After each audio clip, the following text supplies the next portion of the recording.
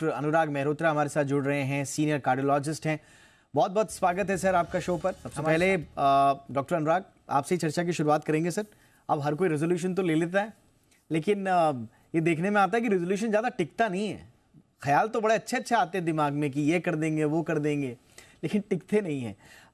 लेकिन अब जिस तरह से माहौल बदल रहा है और हार्ट को लेकर जिस तरह की प्रॉब्लम्स बढ़ी हैं, मुझे लगता है कि अब अपने अपने रेजोल्यूशंस को सीरियसली लेना ही होगा सर। बिल्कुल बिल्कुल, ये एंड पार्टी मोड को में लोग आ गए। आपकी ड्रेस से भी लग रहा है कि थोड़ा सा इस बार चेंज है। तो मैं जो ये बात थी कि क्या क्या करना चाहिए, मेन एस्पेक्ट है बैलेंस पर्सनैलिटी कि एक बैलेंस्ड लाइफस्टाइल होना चाहिए। जो भी बात हो रही है, they are all lifestyle diseases. उनको लाइफस्टाइल को ठीक करने के लिए एक बैलेंस लाइफ की जरूरत है। और बैलेंस लाइफ ऐसा नहीं है कि हम नहीं जानते। एक पुराना ट्रीटाइज है योग वशिष्ठ। योग वशिष्ठ में डायलॉग बिटवीन भगवान राम एंड वशिष्ठ मुनि। तो उसमें उन्होंने पूछा कि एट्रीब्यूट क्या होता है ठीक है जो बैलेंस पर्सनैलिटी होती है। वो भी उतना ही रेलेवेंट है। उसमें कहा गया है कि संतोष परम लाभ, सत्संग ही परम गति, विक्रय ही परम ज्ञानम, समोही परम सुखम। आपको जो है उसमें कंटेंट होना चाहिए, आपको संतोष होना चाहिए। सत्संग मतलब ठीक कंपनी रखना, ऐसे लोगों की कंपनी रखना जो आपकी लाइफ को और आपकी डिफरेंट जो एस्पेक्ट है आपकी जिंदगी उनको एनहांस कर सके।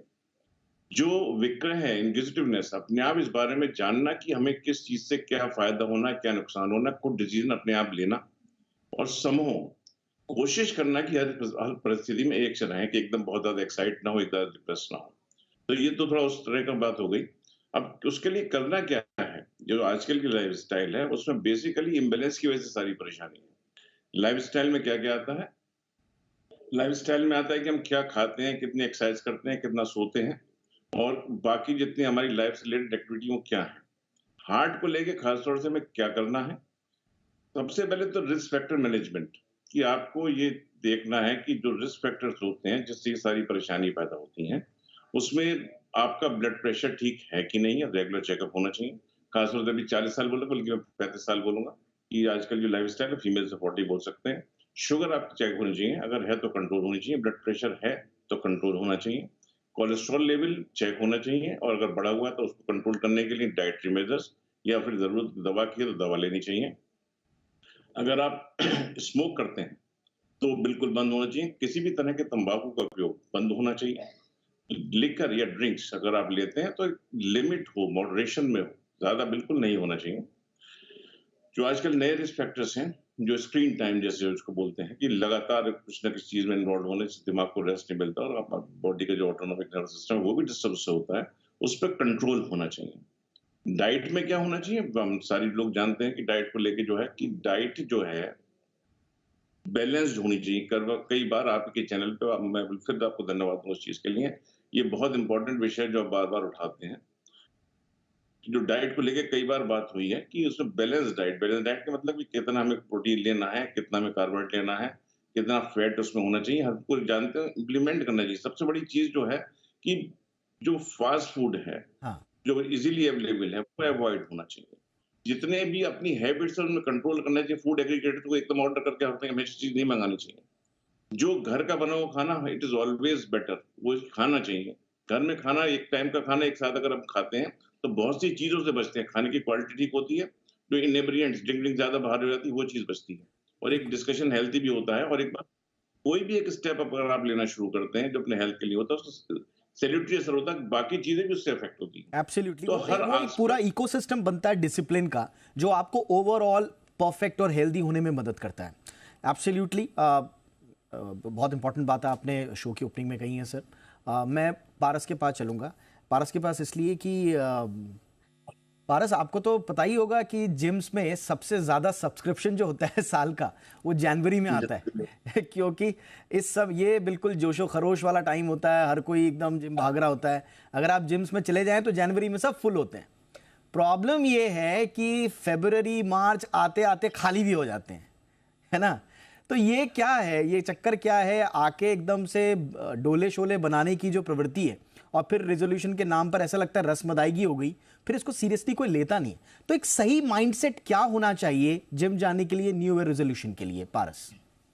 जैसे आपने बताया कि नए साल पे लोगों को सब्सक्रिप्शन सबसे ज्यादा होता है।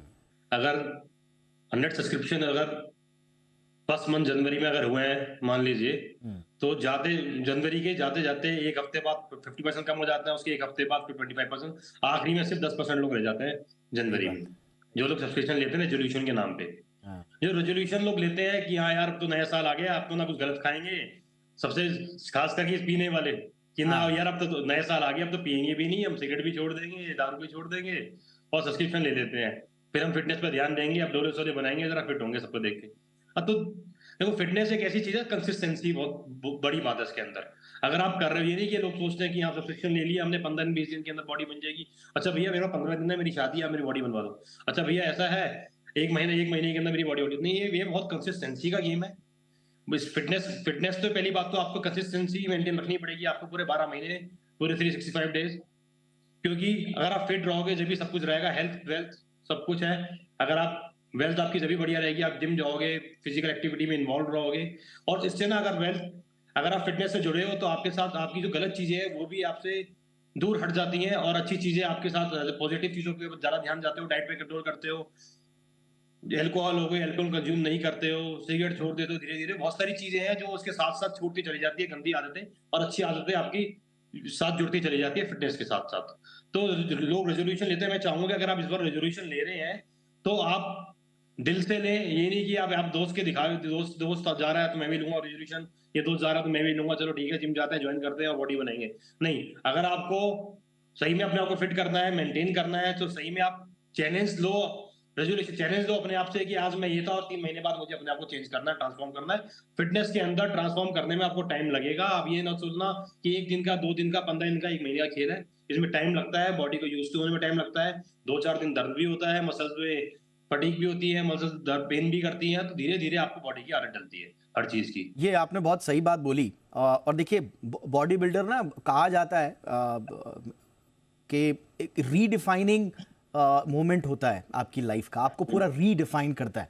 अगर आप बॉडी बिल्डिंग में या फिटनेस में जा रहे हैं, या नॉर्मल जिम भी आप नॉर्मल अपना हल्के फुल्के हेल्दी लाइफस्टाइल अपनाने के लिए कर रहे हैं, लेकिन वो जो ट्रांसफॉर्मेशन का ब्लूप्रिंट होता है ना, वो आपको बिल्कुल रियलिस्टिक चुनना है।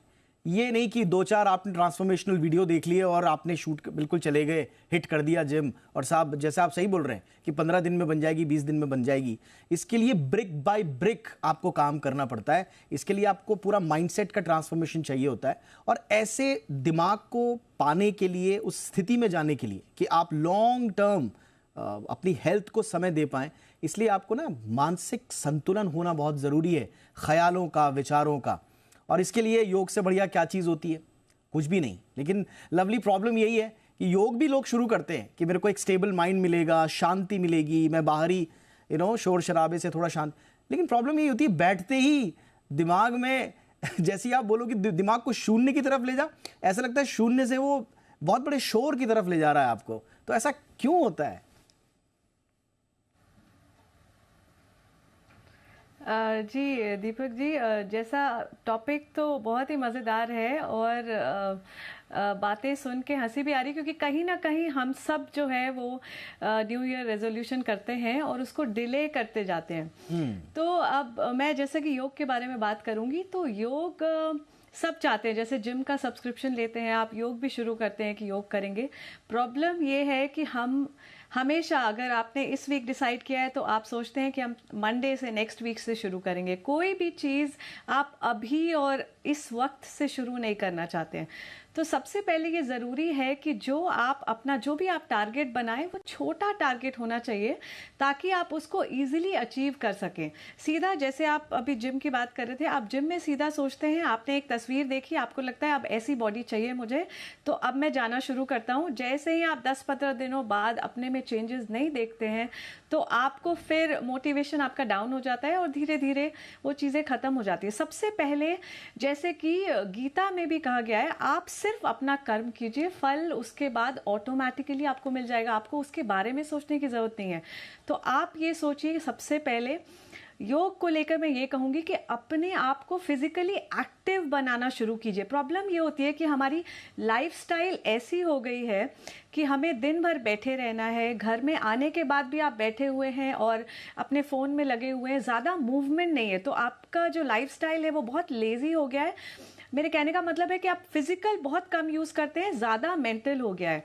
तो सबसे पहला स्टेप ये है कि आप 5 मिनट से शुरू कीजिए। आपको ज़रूरी नहीं है आधे घंटे करें, 1 घंटा करें, बिल्कुल करने की ज़रूरत नहीं है।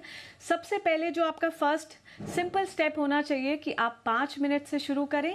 एक फिक्स टाइम बनाएं, एक फिक्स टाइम सुबह का, शाम का, दोपहर का, जिस भी वक्त का आपके लाइफस्टाइल में सेट होता है। ऐसा बिल्कुल ना हो कि आपका सुबह का, मॉर्निंग का मिस हो गया, आप सोचेंगे कि अब तो नहीं करना है, अब कल सुबह करूँगा। ऐसा नहीं होना चाहिए। जब भी आपको टाइम मिले उस टाइम पे 5 मिनट आप अपने मैट पे ज़रूर आइए। चाहे आप कुछ मत कीजिए, दूसरे दिन फिर से मैट पे आइए। तो हमें वो बिल्डिंग ब्लॉक बनाना बहुत ज़रूरी है। 5 मिनट आने के बाद मैं बहुत बेसिक कुछ चीज़ें बताऊंगी जो कोई भी किसी भी एज ग्रुप का सिंपल आप कर सकते हो जी। अनुलोम विलोम आप ज़रूर कीजिए। किसी भी एज ग्रुप के जो लोग हैं वो अनुलोम विलोम कर सकते हैं। उसके बाद सूर्य नमस्कार आप कितनी आपकी बॉडी की स्ट्रेंथ के हिसाब से आप 5, 10, 15, 20 सूर्य नमस्कार ज़रूर कीजिए। तो थोड़ी सी ब्रीदिंग, थोड़ा सा सूर्य नमस्कार, थोड़ा सा बेसिक स्ट्रेचेस और मेडिटेशन, ये बहुत बहुत ज़रूरी है। आप किसी दिन सिर्फ स्ट्रेचेस कर सकते हैं, किसी दिन आप बहुत थक चुके हैं तो भी आप मैट पे आइए, आप सिर्फ शवासन कीजिए, सिर्फ रिलैक्स कीजिए, पर हर रोज़ ये करना ज़रूरी है। इसके अलावा मैं एक बहुत इम्पॉर्टेंट चीज़ जो मेंशन करना चाहूँगी कि हमें अपनी लाइफस्टाइल में, डेली रूटीन में एक्टिविटी ज़रूर ऐड करनी है। जैसे आप जितना हो सके आप लिफ्ट को अवॉइड कीजिए, स्टेयर्स लीजिए। कहीं भी आप जाते हैं कोशिश कीजिए अगर ज़्यादा दूर नहीं जाना है तो वॉक करके जाइए। ज़रूरी नहीं है आपको कार निकालना है, आपको स्कूटी निकालनी है। इन चीज़ों को अवॉइड कीजिए। घर में कभी कोई घंटी बजी है आप खुद उठ के घर में चेक करने जाइए। अपनी छोटी मोटी ज़रूरत की चीज़ें, पानी चाहिए, कुछ चाहिए, खुद कीजिए। बच्चों के साथ ज़रूर वक्त निकालिए, आपका कार्डियो वैसे ही हो जाएगा। बच्चों के साथ जब आप खेलेंगे, सिंपल सी बातें हैं, इतनी सिंपल, इतनी छोटी सी बातें हैं। बेल तक जाना है, दरवाजा खोलना है, लिफ्ट का इस्तेमाल नहीं करना है। कौन कह रहा है कि आप रॉकेट साइंस, भारी भरकम कोई ऐसा रेजोल्यूशन ले लीजिए जो आपके बस की ना हो। आपको छोटे छोटे स्टेप लेने। एक छोटा सा ब्रेक ले लेता हूं मैं, इसी तरह की बातें आगे भी रहेंगी। कहते हैं ना कि मंजिलें क्या है, रास्ता क्या है, हौसला है तो फासला क्या है। फासले बड़े लंबे लंबे आपको लग सकते हैं अपने रेजोल्यूशन को पूरा करने के लिए, लेकिन रास्ता अगर सही चुन लिया आपने तो सब कुछ आसान हो जाएगा। ये रास्ता क्या है बताएंगे एक छोटे से ब्रेक के बाद। देखते रहिए आपकी खबर, आपका फायदा।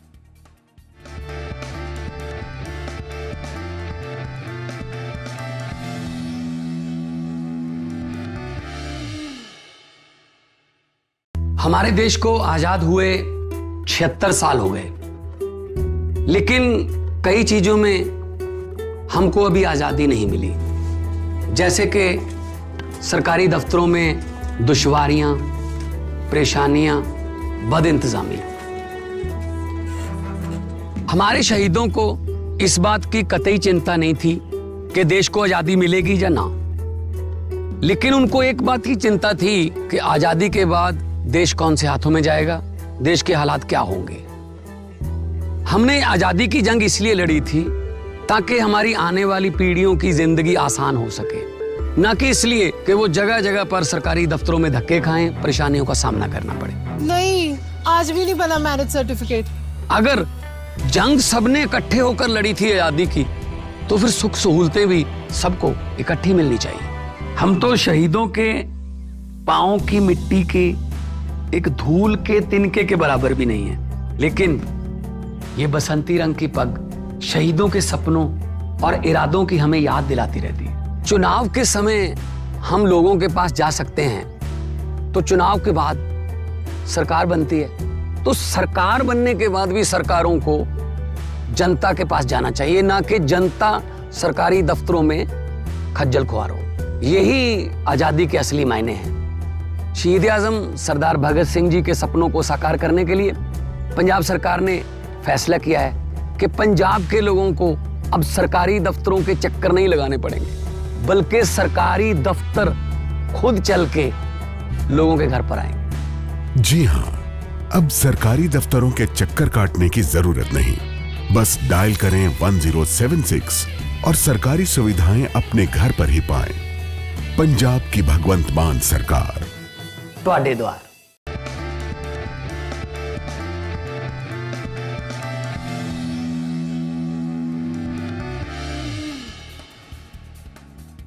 ब्रेक के बाद आपका स्वागत है। तो नया साल सेहत में मालामाल कैसे होगा, इसी बात का आज हम कर रहे हैं डिस्कशन। आपके लिए रेजोल्यूशन प्लान करने के लिए हम कर रहे हैं हेल्प, लेकिन प्रॉब्लम यही है कि रेजोल्यूशन होते तो है, सब बनाते भी हैं, ऐसा कोई भी नहीं होता होगा जिसका रेजोल्यूशन नहीं है। बट दिक्कत ये है कि रेजोल्यूशन 31 के बाद मेरा ख्याल है कि पहला हफ्ता जनवरी का, बस इसके बाद दम तोड़ देता है।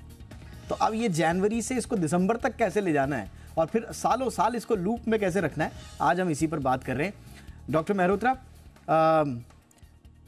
आप क्या सलाह देंगे सर? हेल्थ के बारे में कॉन्शियस तो लोग हुए हैं, अवेयर भी लोग हुए हैं, लेकिन उतनी जल्दी भूल भी जाते हैं। अगर सपोज ब्लड प्रेशर ही है, ब्लड प्रेशर के बारे में अचानक से रिपोर्ट आई, लिपिड प्रोफाइल खराब आया, 2 दिन आदमी नमक छोड़ देगा, फिर तीसरे दिन से उसको लगता है कि ये सब फालतू बकवास है, ये तो साहब दवाई बेचने का वो है, ये बीपी तो और कुछ नहीं है, ये तो कॉन्स्पिरेसी थ्योरी है इंटरनेशनल, इस तरह के व्हाट्सएप ज्ञान आ जाते हैं उसमें, और फिर वो भ्रमित हो जाता है, फिर अपनी लाइफ में चला जाता है।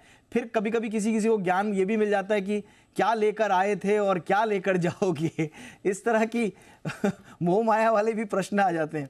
तो सर क्या क्या करें सही तरीके से हेल्थ को, उसके बारे में अवेयर रहें और लगातार सतत अवेयर रहें? जो अभी बात चल रही है लाइफस्टाइल डिजीज को लेके, हमें मालूम है कि लाइफस्टाइल डिजीज खासतौर से cardiovascular heart disease are now number 1 cause of death, more than 33% of patient died because of this. तो ये एक यहाँ में बेहावे चीज है, और अगर दिमाग में चीजें आती हैं तो उसके बारे में सोचना भी पड़ेगा। सबसे अच्छी बात यह है कि हम इन सारी बीमारियों का कारण जानते हैं, और अगर आप सही स्टेप लेते हैं तो अप टू 50%, और सही अगर पूरा करते हैं तो 80% आर प्रिवेंटेबल, आप उनसे बिल्कुल बच सकते हैं। तो हमें ये सोचना है कि इसके लिए क्या करना है। जो आपने जिक्र किया कि जब कोलेस्ट्रॉल निकला तो ये कर लिया, तो वो परेशानी ये है कि जब हमें प्रॉब्लम होती है तो हम डॉक्टर के पास जाते हैं। प्रिवेंशन पे उतना ध्यान नहीं है। प्रिवेंशन को ध्यान देना, उसको एक ऐसे मुहिम बनाना, वो बहुत जरूरी है। तो उसके कई कारण भी हैं। लोग बिजी होते हैं अपने लाइफस्टाइल में, अपने कामों में इतने ज्यादा बिजी हो गए, इतना समय भी निकाल पाते कि अपने लिए हेल्थ के लिए ध्यान दें या रेगुलर उसका चेकअप हो पाए। कुछ ऑर्गेनाइजेशन जो करवाती हैं, लेकिन काफी बड़ी तादाद ऐसी है हमारी, क्योंकि ऑर्गेनाइजेशन जो अपनी चेकअप नहीं करा पाते। हद यहाँ तक है कि अगर वो चेकअप कराने जाएंगे तो एक दिन का वेतन मिस होगा तो उनको फैमिली को चलाने में प्रॉब्लम आती है। तो इसके लिए प्रोएक्टिव स्टेप उठाने चाहिए। नॉन कम्युनिकेबल डिजीज जिसमें आता है ये, उसको लेके मुहिम सरकार ने कुछ शुरू करी है, कुछ प्राइवेट ऑर्गेनाइजेशन भी शुरू कर रहे हैं। और करना उसमें ज्यादा कुछ नहीं होता है, सिंपली जाके उनको रिस्क असेसमेंट करना होता है कि शुगर तो नहीं है, बीपी तो नहीं है, फैमिली हिस्ट्री तो नहीं है, स्मोक तो नहीं कर रहे हैं। तो अगर एक किसी आदमी को वो रिस्क फैक्टर एक बार बताए जाए और ये कहा जाए कि अगर आप इससे बचेंगे तो आपके बचने लाइफ ठीक रहने की संभावना काफी ज्यादा है। जी, लोग आजकल देख भी रहे हैं, बहुत ज्यादा हो रहा है कार्डियक अरेस्ट हो रहा है, तो लोग डरे को भी हैं, लेकिन क्या करना है उसके लिए, उसके बारे में परेशानी और प्रिवेंटिव टूल्स बहुत कम है। तो प्रिवेंशन पे ध्यान देना बहुत जरूरी है। और मेरा मानना यह है कि अगर सिंपल से स्टेप लिए जाएंगे, सिंपल चेकअप कैंप्स लग जाएं, उसमें ये क्लियर हो जाए कि आपको क्या क्या रिस्क फैक्टर्स है, उसके लिए क्या करना है, तो उसको लेके आदमी ध्यान देता है। ऐसा नहीं ध्यान देता, लेकिन परेशानी यही है कि हमारे सिस्टम में जब प्रॉब्लम होती है तो मरीज पहुंचता है वहां पर। प्रिवेंशन पे फिर मैं बोलूँ ध्यान देने की बहुत ज्यादा जरूरत है। एक सिंपल सी सही है कि your health and your cardiac health lies in your legs, keep moving, stay alive. तो आप सिंपल चलने का ही काम कर लेते हैं ज्यादा, उससे ही बहुत फर्क पड़ता है। एब्सोल्यूट। तो मेन ये है कि आपको प्रिवेंशन पे ध्यान देना है, अपनी लाइफस्टाइल क्या है उस पर ध्यान देना। हर एक आदमी अपनी लाइफस्टाइल को अगर सोचे कि मैं दिन में क्या करता हूँ, सुबह से लेकर रात तक क्या क्या कर रहा हूँ, उसके लिए अपनी जो हेल्थ है उसके लिए मैं क्या कर पा देखिए, रहा हूं? आपने बिल्कुल सही, इसी बहुत का अगर अच्छी ध्यान बात दें- बोली सर कि अब छोटी सी अवेयरनेस से आप क्या कर सकते हैं। और देखिए, हम हेल्थ और वेल्थ दोनों की बात कर रहे हैं। हमने पिछला शो किया था कि वेल्थ कैसे बनेगी, आज हम कह रहे हैं कि हेल्थ कैसे बनेगी। अगर आपकी हेल्थ सही रही तो आउट ऑफ पॉकेट एक्सपेंडिचर जो है आपका वो सही रहेगा, हेल्थ पे आपके खर्चे कम होंगे तो वेल्थ में इजाफा होगा। तो हर चीज से जुड़ी हुई है, छोटे छोटे स्टेप आपको लेने हैं। Thank you so much doctor Anurag Mehrotra, आप आए, thank you so much sir.